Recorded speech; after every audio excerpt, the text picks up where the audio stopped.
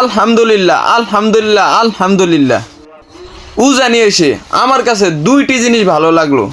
একটি জিনিস আপনারা তো স্ক্রিনে দেখতেছেনই, কত সুন্দরভাবে সারিবদ্ধভাবে মানুষ অজু করতেছে।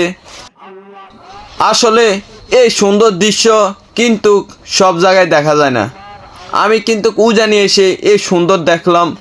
আর আপনারা মনে করেন আমি আপনাদেরকে একটা জিনিস দেখাই, আপনার পুষ্করিণীটা দেখুন, মানে বিশাল। পুষ্করিণীর তিনও সাইডে মনে করেন গাটলা আছে, মানুষ সুন্দরভাবে সারিবদ্ধভাবে উজু করতেছে। আসলে আমার কাছে এই জিনিসটা দেখে অনেক ভালো লাগলো।